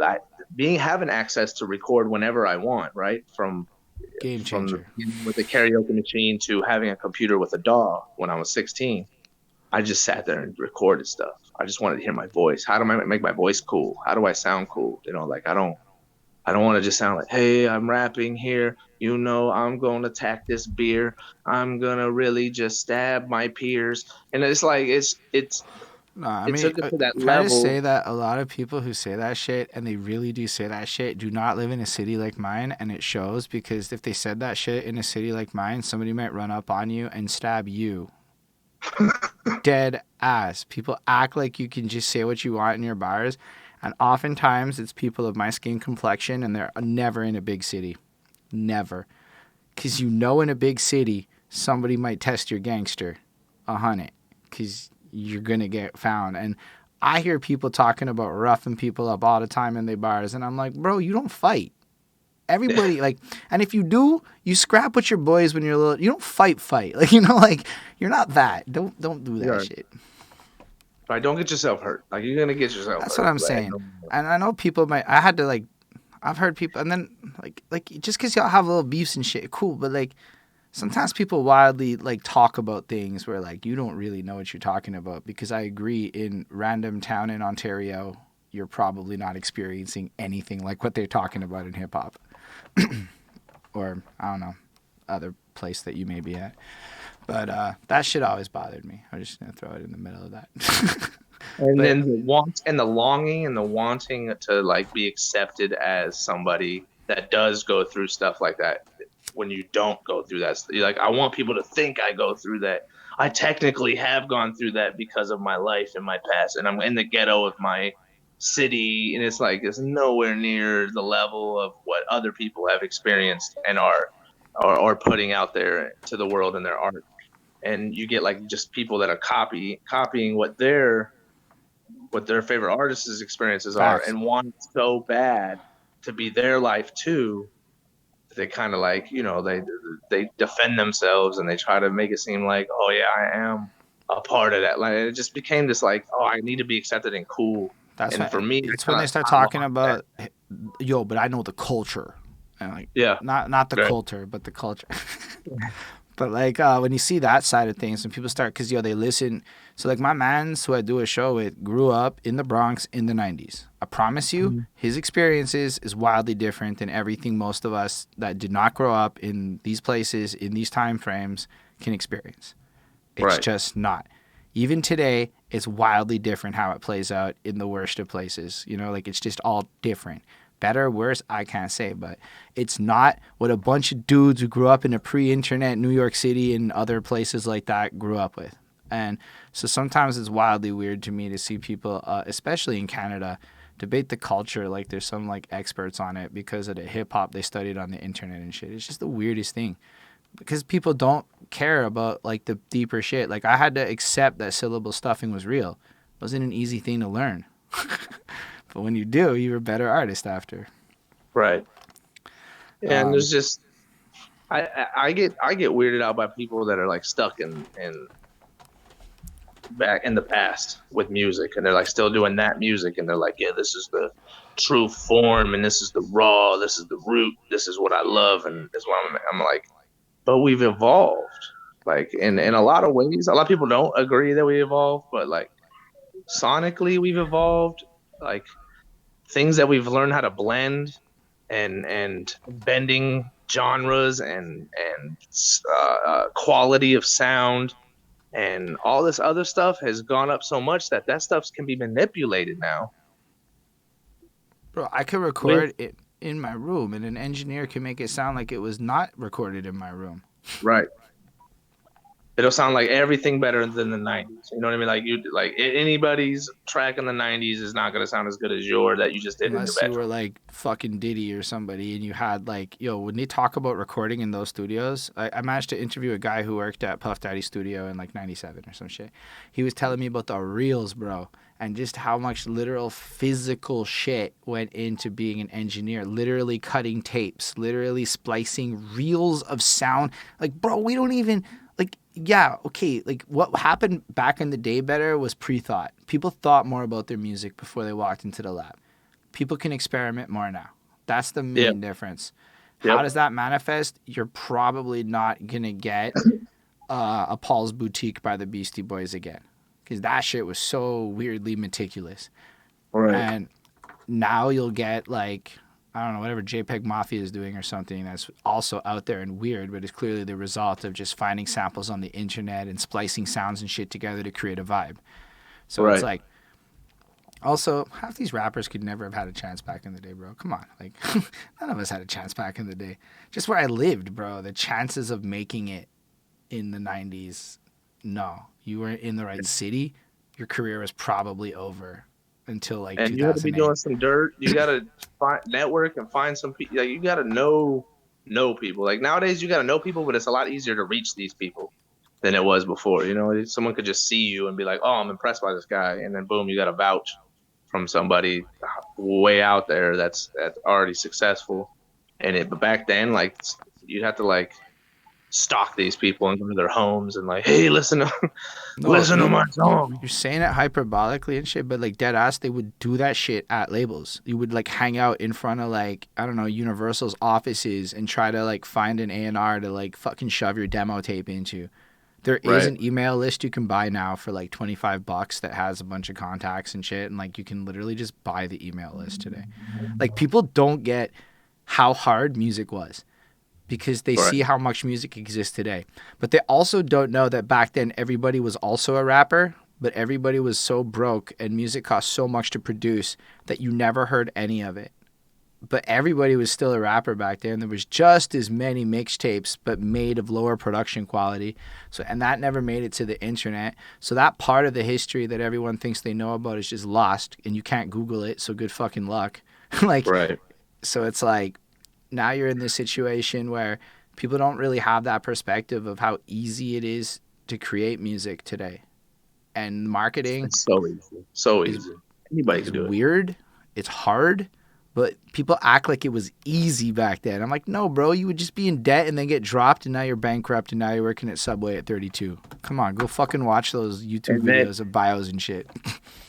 and that right there, that exact thing is the reason why I started with the mentality of I have to be great. I have to be better than everybody because if not, I'm just another statistic white rapper, sounding like Eminem or whatever, just another It's the Stan or whatever, worst. like people Trying would to see break that. the sounding like Eminem shit is one of the hardest things you'll ever do, and I hear Eminem all the time in my shit still to this day, no matter what. Because I'm about your age, same kind of shit. Eminem at that age, it's over. I remember having like 170 Eminem songs on a single MP3 disc. Do you remember the MP3 discs that were before CDs Yep. and that shit? Like all of that. Memorized all of this man's songs. I can't unknow that shit. I can't unknow 170 Eminem songs at this point in my life. But Yep. I definitely Very. learned a lot of new people, and that helps by like exposing yourself to hella not white rap, to be honest, or at least different like avenues of it. Cause like, yo, Memphis slept on. 93 Memphis is a vibe. You know, there's so many vibes all over hip hop that were happening in this golden era that sound nothing like what people think they do, but still shape music, like early 3-6 Mafia. Very reminiscent of modern pop. And yet people would not give them the flowers of foundationally helping do all the other shit that they praise other people for because they're from New York or Cali and shit. So it's like, I don't know. I look at it like it's just so vast, and people limit themselves on that golden era that they perceive, even though they don't Yeah. know anything about it. Right. But did you go to like college or anything after high school? No. I got my GED. So I was actually again, so I had issues in school. Um, I had a counselor. It's hilarious. I had a counselor pull me outside from a classroom and be like, "You should just quit school and get your Say GED." word. Yeah, they're like, "It's not working. You're obviously not into it. Like, it's just you're just disrupting everything, and it's just not. It's for the other kids. You know, I think in her mind it was like you're just killing it for the other kids who are actually here trying to learn and all that other stuff." And so that's exactly what I did. And it was funny because like a couple years later, I was working at Walmart, and uh, that same person, that same teacher or whatever, the counselor, came into the Walmart, saw me, and was like, "Josh Coulter." And I was like, "Yeah." And I forgot her name, but I was like, "Yeah, oh, I remember you. What's up?" You know, like, because it was always in my head, like, she was pretty influential on my decision, just being like, "Oh, I was told by a counselor that I need to do this." So it's like, this is Right. definitely not for me. But she was like, I thought about it every day, and it ate me alive that I told you to do that. I'm so sorry, blah blah. Like, she was like, I guess it like messed with her life um, for a long time. And what's funny about that is I was playing basketball. I was playing basketball one time, and there was this guy that was playing basketball there too. And we start talking and stuff, and I guess he was a teacher. And I was like, "Oh, what's up, man? Are you a teacher?" "Yeah, I didn't do good in school," but I was telling him stories. And then I told him that story about the counselor, okay? And this man said, "What's her name?" And then said her name. I forget her name now, but said her name. And I was like, "Yeah, how the hell do you know that?" And it like blew me away. And he was like, "That's my wife." And he was like, Wow. "Every day she talks What? about you. Like, I know your life. Like, I know you. And like, you're a big person in my life because it's done so much for my, like, to my wife mentally." And like, I was like, whoa, like, he tried to be my friend. He was like, "We should go and do these things." He was like trying to guide me at this point, right? Because he's like trying to make up for What? his wife thing. It was like this, it was crazy. Um, and then that's when, and then later on, like, I don't know, like a couple weeks later, she came into Walmart. And then she saw me and she said, "Thing." Now that I think about it, I might have been on purpose because I might have told him I worked at Walmart or whatever at that time. And then she came in like acting like she was gonna shop or something, and she saw me, and then it became a thing. But it was a good decision because I just wasn't doing well in school. I was smart as hell. I did my GED, flying colors, easy. I just didn't. I just didn't like the environment. I didn't like being cooped up and being like, I do this at home, like, you know, and that was my thought process. I'm always at home doing nothing and like being pushed away and not being social and all that. And then you get into school and it's like you're in the classroom and I just want to experience social things. And they're like, "No, you got to be quiet and listen and do this and do everything you're supposed to be doing in this order that we're giving you." And my brain was Mm. like, "Nah, I'm not doing that." I'm tired of doing that shit. I'm tired of fucking not experiencing things, and I just wanted that experience. So I I disrupted the mean, class a lot. so you felt dropping out of school doing the GED. Is it easier to do a GED? Like I know Oh we yeah, have way easier, some way shit like easier. that I here. didn't study for it. I didn't do anything because I was smart. I was smart. I would like. I'd be the kid that would be like someone would like in math or something. So they'd be like putting up something and then they'd make fun of me because I wasn't paying attention. Right? "Oh, look, Coulter not paying attention again." Da da da. And then just to be a smart ass and prove the teacher wrong, I just go up to the board and do the fucking problem real quick. And they're like, "I didn't think you were paying attention." I'm like, "Man, One I don't time know how to that do this." happened I to was like, me. I remember this one moment like that vividly. We have this thing in between. Okay, Quebec's weird. So like high school ends when you're like in grade 11, and then university is only 3 years, and there's an in between school called Cégep. So up in that shit, I was doing this calculus class or whatever. I slept through the whole fucking class. I just passed out. I don't know. You know how it is when you're young. Woke up, teacher tried to shave me, and I got the answer right. And he was, I will never forget a saltier motherfucker in my life than this teacher who was just so ready to like be like, gotcha. And then I got the answer right because it was like some fucking easy calculus thing. And I just banged it out. And I'm like, okay. Trust me, math got way harder. And I did Yeah, not yeah. pull that off for my entire, I moved out of math. But once the 10-hour homework days came, I was like, this is not for me. But I used to have a lot of shit. I hated high school. High school was like, except for English class. English class was lit. I could just write. But everything else was like, whatever. History was cool too. But otherwise, it was pretty boring. I hated history. I couldn't pay attention. Mm. I hated his. The only thing I liked was English. That's the only thing I did We well in. start. Like I wrote speeches and stuff like that, and they were like, "You need to go take this and do these speeches in front of people, and I want to nominate you to do that and go for the school's speech, whatever the fuck it was." And I was Like like, I "Nah." did that shit, bro. I I went was all like, the way "Nah, to the I ain't doing that fucking shit." some other school and did a speech about how teachers punish people unfairly because I was always getting in trouble for talking in class. But all the Yeah, girls at the front that got really good grades and kept their mouth shut could basically do whatever they wanted in class because they never talked. And you would watch them as they passed notes around and did all sorts of vile in class behavior, but never got in trouble. It was always those loud motherfuckers that got in trouble. I wrote a whole ass yeah, public speech about that shit. I should have won that motherfucker, but obviously when you're in another school and it's a bunch of teachers judging you, even if the whole place turns up, it don't matter. But that was, I'm a rapper now. I think there's a correlation between those two experiences because yo, for sure. bro, they out the fucking seated for me on a speech. But public Like that speaking was was my lit. peak. That was my golden years. Of public speaking, I don't know if I could achieve that again. I was some youth. Yo, my teacher helped me rewrite the speech, bro.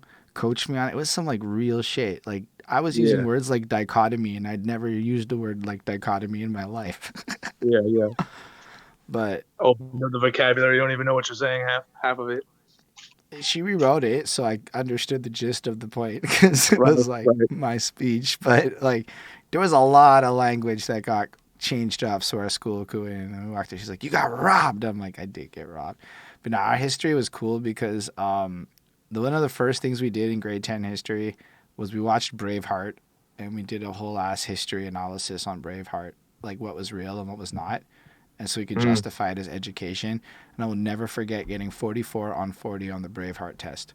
I was like, this is a great way. It got me so interested in history because movies were full of shit, and that blew my mind. And then I became more thirsty to like understand history better and whatnot. But I could see how it's highly boring. Also, different countries, right? I'm sure my history and your history not the same course, just not the same at all. But so you go and so when you finish like school and shit and you get your GED, you're just like working and you're still making music and whatnot at this point. Are you like performing? Do you like start performing at some point? Like open mic type things, like places where you could go and it's probably like a practice, like there's everybody who's there in the audience is probably either going to perform or they're with people that are going to perform. Um, and it would just be like in a line of people. Oh, you go up next. You go up next. I did Mm. that like a bunch of times for music, but I never really like held like a show. One time I did a show. It was at like a bar or whatever with a friend. But even that, like we sold tickets and did the whole 9 yards of everything. But like even that was not. It was like underwhelming. It just was, especially for me because I've seen big crowds. So like when there's like 20 people Right. in the crowd, somebody else might be like, "There was 20 people in the fucking crowd, bro. They were turning up." Mm. And for me, I'm like, "Yeah, there was 20 people in the crowd. They liked it. They were into it. There was people So you're throwing their saying you hands up." got cursed by your early success with like big church audiences and shit. I would say so. Yeah, I'm very like I'm very unimpressed with things from things that I have, and that kind of kills me because then it kind of makes for people on the outside they look at me and they're like, this guy's egotistical. He thinks he knows everything. He thinks he's so good or so whatever, and it just really comes from experiencing things and then experiencing like I've never experienced someone being like, you're not good enough. Like there's so many stories people have, and they're like, oh yeah, I was told I wasn't good enough and I would never make it, and now look at me now, I'm fucking successful and all that stuff. Like that would never be my story because literally most of my life I've gotten, you should be famous. How come you're not doing more? What the hell? This is amazing. Like, what do you know? Like, so for me, people just thought I should have been already famous most of my like music life. So like I never had that other than like on the forums, right? When we're Right. practicing for peers and we're like, this is bad, this is, but when I like came down to it, like, oh, this is a song I want to show other people, show people that, I just meet or whatever, and then wow them or impress somebody. I've never experienced someone being like, oh, this is cool, man. This is all right. And you can kind of tell that they're just trying to be nice. Like it would be, yo, what the fuck? This is you. This isn't you. You're lying to me right now. You know what I mean? Like that's what ended up what everybody's reactions were to my music. So like receiving love is awkward for me because I'm not awkward, but like it's hard to just be like, oh, dude, thank you, bro. Oh man, you fucking like my shit, bro. I'm so happy you listen to it. Da da da. And I don't have that like personality that people expect when you give them compliments or No, the I mean, emotion I have. It's always no, like, oh, thanks, man. I because appreciate that. people Like don't that's the get complimented like that. Like because yo, lately it's been weird. I don't want to be like everyone's on my dick, but sometimes it feels like a lot more people are on my dick than they used to be in the past, and it's like very daunting the amount of showered compliments that come your way about a lot of random shit, and you're like, what? It just ends up feeling like when everybody says the exact same thing with almost the exact same verbiage, the same. It just doesn't feel like you're getting complimented anymore. It's like, okay, if I don't get this, I'm doing something wrong. Even it's almost like it doesn't feel. I don't know. I've had a lot of trouble with some of this shit because it also doesn't feel like usually people listen to it when they're saying shit like that. It's not like, yo, I'll bump this shit. Like, I fucking loved the bar that you had. Shit, which one?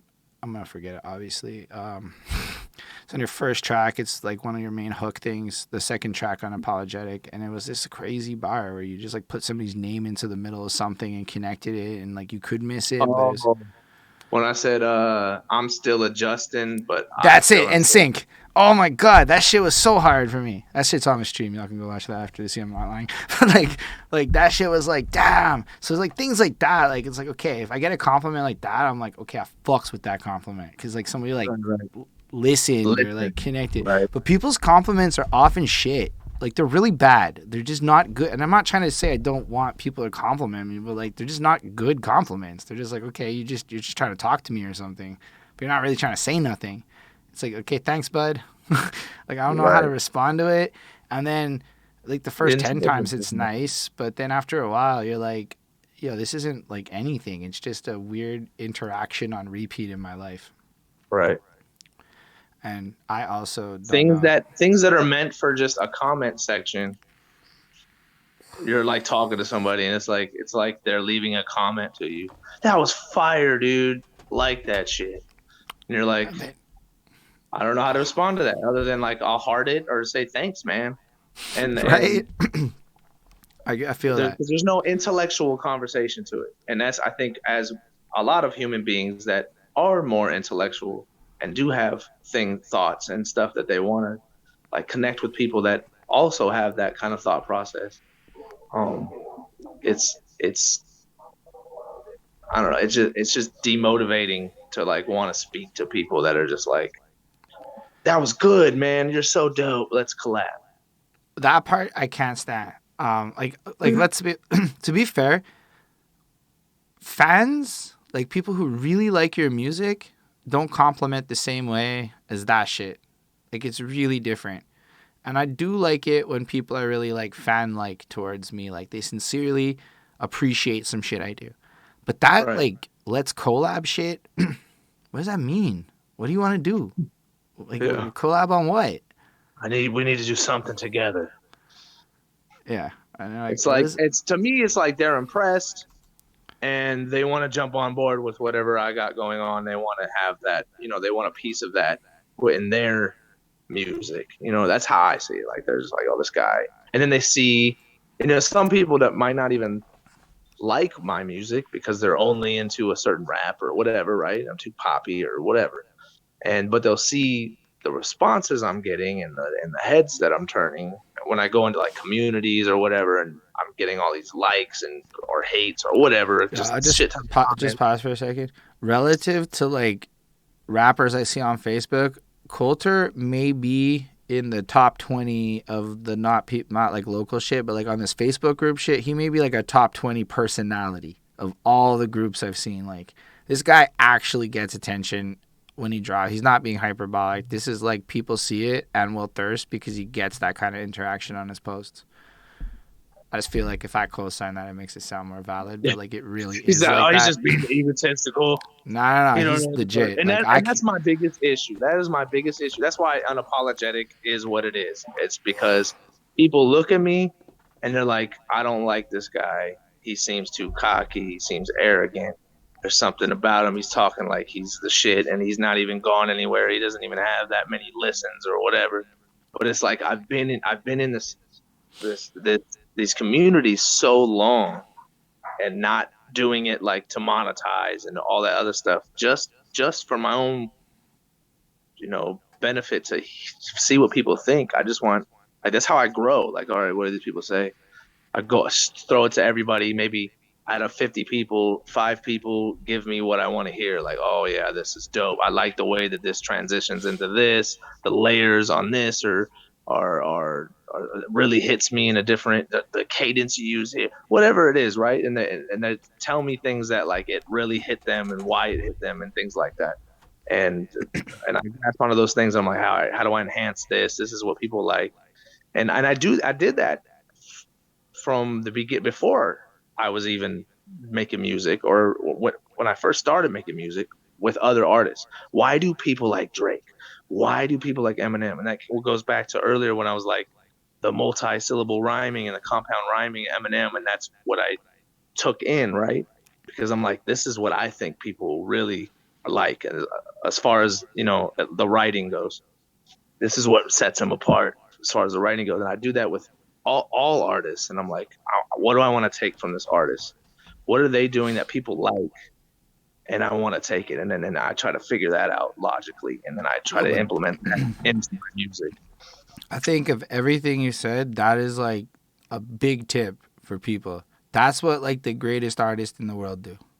Like they just listen to shit, study their everything that they think, and take the best of shit and then regurgitate it. Cause like to me, a good artist just has so many influences. It gets hard to like pick them. But everybody has influences, so it's really just about broadening that shit. And I didn't know that till I really started digging into music and finding shit outside my comfort zone. Like it's easy to get stuck in the Eminem lane and like never leave it, you know? Right. Like but then you listen to a Lil Uzi Vert and you're like, I don't understand this shit. Or a lot of people hate Drake too, which is fair. I used to be a Drake hater, but like high key that guy's really good at music. So it's like obviously he's doing There's something definitely right. things about him, right, that separate him. Like you don't get to be the number one musician on the planet randomly. That's not just like fucking politics, and like, there's some skill to that. Like it's Right. impossible to get to where he did, and I think a lot of artists don't like it because it's like if Drake is winning, what I do isn't going to be loved, and that might be true about pop. But there's a good chance if you felt that way, you were never making pop music anyway. And that half these Right. underground people, if you go back to like that '90s shit, they weren't pop. They weren't like Wu Tang blew up, and everyone else nobody knew who the fuck they were until later on. Even like Illmatic didn't do well at first, you know. Like so it's like you're idolizing a non pop format and then being mad that a pop star is being a pop star. Like, it's the weirdest shit to me. That's it's like Yeah, and to me, I look at it like this. I look at it like, hey, continue to bury yourself, to keep putting these things in your way, right? and I'm gonna keep doing what I do to make myself better. And then at the end of the day, you're gonna be like, well, I can't. Why is this guy so good, and why am I? It's because you're stuck in one mind state. You're stuck in your ways. You're stuck in thinking what's right and wrong in music instead of trying to figure out like what it is that people really like instead of like it even goes you see the LeBron and versus Jordan, and that's a fucking huge debate, and people are bashing LeBron, and the other side's bashing Jordan. It's like none of you can see that both of these guys are great, and that's why these people that actually play basketball and try to come up and these Hmm. kids that want to be the best are looking at both of them like I'm gonna take stuff from both of these motherfuckers because they're both dope as shit.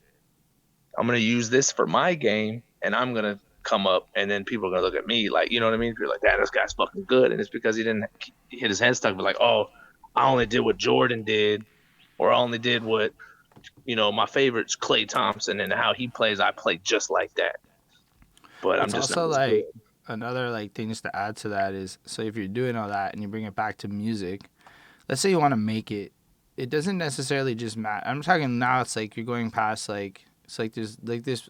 I divide the art world or music creators into like two main categories. There's like the hobbyist side, where people just want to make Mm. music. They're not really trying. They will never play the game. Like they're never gonna do it. They don't really have. They may want to be commercial artists, but they just will never be a commercial artist on principle. So they're not really like trying to do music like that, and that's fine. That's one way of going about it. And then the other side of it, you have to embrace marketing and care about like literally fucking everything else and leave the rapper circles and all that shit. Um, do you have like intentions of like really pushing this in like Yeah, a bigger way? Like, is it yeah, like for you a yeah. So matter of I've actually been approached by people recently. Um, One in particular, as an investor, she wants to invest in my music. She wants to help me push it, and she's a good person. Her name's Sprite. Um, I she know does it's review right. She is a shows, good and person. yeah. So she take who Ty the Tyrant is? You know why though? Cause Sprite literally spent a year not shut the fuck up about Ty the Tyrant. So the only reason I know who Ty the Tyrant is because Sprite won't shut the fuck up about Ty the Tyrant. And She yes, at funded some his point all or his stuff. another, I did actually click on the man's shit. I cannot remember it. I'm sorry, Ty the Tyrant. It's good enough that it wasn't like I thought this was bad.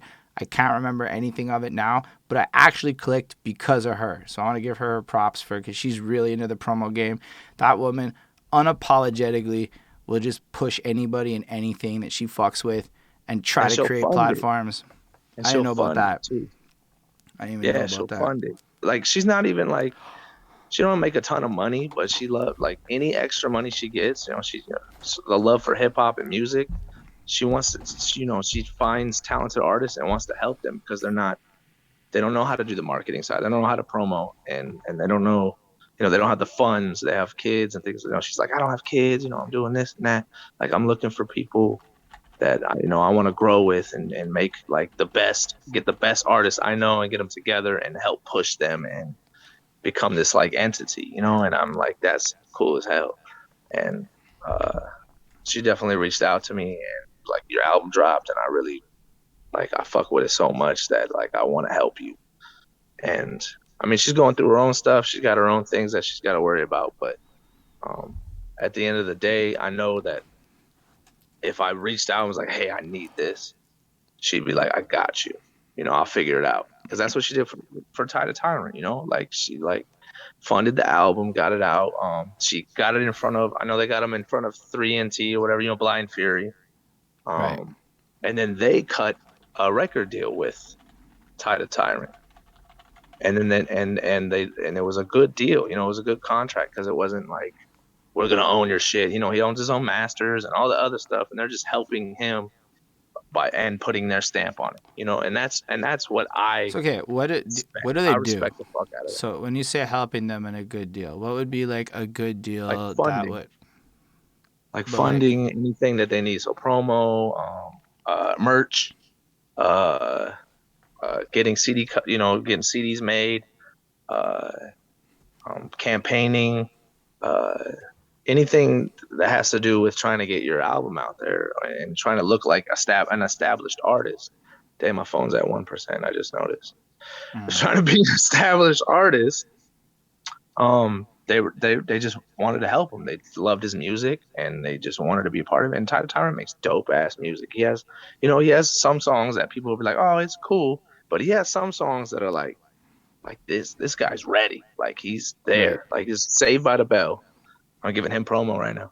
Saved by the Bell. Like when I heard that song when he did that, I was like, damn, this guy is the most ready guy I know personally to Right. be pushed. Like this guy is the most established artist that doesn't have a following and a huge fan base that's ready to just push his music and his content and start making those steps to becoming somebody famous or somebody successful in the industry.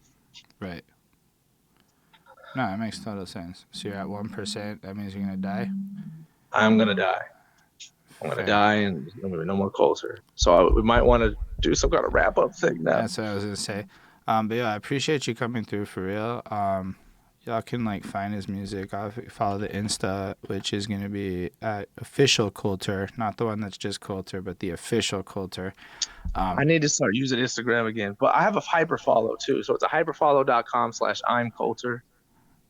That's the best thing you're gonna find because I'm gonna have everything. It has my TikTok. I'm gonna start doing the TikTok duets and all that other stuff. So I'm definitely gonna be jumping on the TikTok thing. I'm So gonna be probably duetting with like famous people and things like that to try to get their attention. nah, but honestly, that's the type of shits that like you can do, and given your trollish personality, stay on brand, not have to compromise, and still achieve your goals using the tools that are at your disposal. And that's that Yeah. shit that really like is what builds the career. Cause TikTok could be a serious game changer, like big time. But I appreciate you just because you have very little time left. I appreciate you coming through before I get distracted. It was just a really good chat. I really like your energy and everything that you bring to the table with it. I like your music, like I said. Make sure y'all check that out. Yeah, I don't know what else to say really. Thanks for coming through again, everybody. Make sure you follow, etc. And live long and prosper, all people out there in the world. Dope.